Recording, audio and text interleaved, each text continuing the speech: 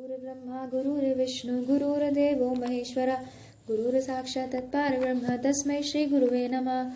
श्री गणेशाय नमः, श्री गुरुवे नमः, श्री विष्णुवे नमः। आज मैं आपको कार्तिक महात्म्य का चौथा अध्याय सुनाने जा रही हूँ। ये चतुर्मास के नियमों का वर्णन है। नारद जी बोले, ऐसा कहकर भगवान विष्णु मछली का रूप धारण किया विंध्याचल पर्वत पर तप कर रहे महर्षि कश्यप की अंजलि के जल में जा पहुंचे। महर्षि कश्यप ने दया करके उसे अपने कमंडल में रख लिया। जब उसने बड़ा रूप धारण किया तो उन्होंने उसे कुएं में डाल दिया। जब कुएं में भी ना समा सकी तो उन्होंने उस तालाब में फेंक दिया, और जब वह तालाब में ना आ सकी तो उसे उन्होंने समुद्र में डाल दिया। वह वहां पर भी बढ़ने लगी।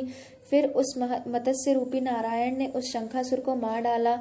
पश्चात शंख को हाथ में लेकर बद्री वन में आ पहुंचे। बद्री नारायण ने आकर उन्होंने सब ऋषि व महेशों को बुलाकर आज्ञा दी कि पानी में इधर उधर फैले हुए वेदों को ढूंढो और उन्हें शीघ्र मिलाकर अपने पास लाओ। तब तक मैं देवताओं के साथ श्री प्रयागराज में ठहरा हूँ। इसके बाद सब ऋषि महेशों ने इन सब वेद मंत्रों को ढूंढ निकाला। उन वेदों में से जो जो भाग जिस जिस ऋषि को मिला वह उसी का हो गया। उस भाग में उसी दिन से वह ही ऋषि कहलाए। सब वेदों को लेकर ऋषि महर्षि प्रयागराज में आए और उन्होंने वे सब भगवान विष्णु व ब्रह्मा जी को समर्पित कर दिए। ब्रह्मा जी वेदों को पाकर बड़े प्रसन्न हुए।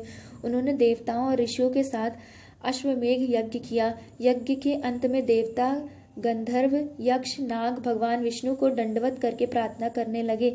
देवताओं ने कहा, हे देव, हे जगन्नाथ, हे प्रभु, हमारी प्रार्थना सुनिए। हम लोगों के हर्ष का समय है, इसलिए आप हमें वरदान दीजिए। नष्ट हुए वेद पुनः श्री ब्रह्मा जी को प्राप्त हो गए हैं। हे लक्ष्मीपते, आपकी अनुकंपा से हम देवताओं को यज्ञ का भाग भी मिला है।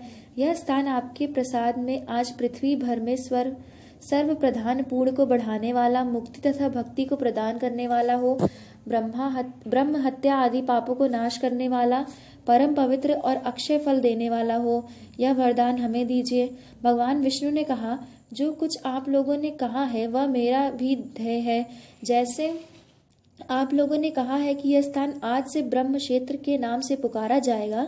इस स्थान पर गंगा जी व सूर्यपुत्री यमुना जी का संगम हुआ है। मैं श्री ब्रह्मा जी सहित यहाँ पर निवास करूंगा। यहाँ पर किया हुआ तप, जप तथा दान महान फलदायक माना जाएगा। पहले जन्म में किए हुए पाप, ब्रह्म हत्या आदि भी इस तीर्थराज में स्नान करने से नष्ट हो जाएंगे। जो लोग अपने पिता आदि को वहां लाकर तर्पण व श्राद्ध करेंगे, उनके पिता मेरे स्वरूप को प्राप्त करेंगे। वह तीनों प्रकार की मुक्ति को प्राप्त करेंगे। मकर संक्रांति पर माघ मास में प्रातः काल यहाँ आकर स्नान करने वालों के दर्शन मात्र से ही सब पाप मिट जाएंगे। ठीक उसी तरह जिस तरह सूर्य के तेज से अंधकार का नाश हो जाता है। हे मुनीश्वर, मेरे वचन ध्यान से सुनिए। मैं सर्वत्र व्याप्त रहता हुआ भी हमेशा बद्री नारायण में निवास करता रहूंगा।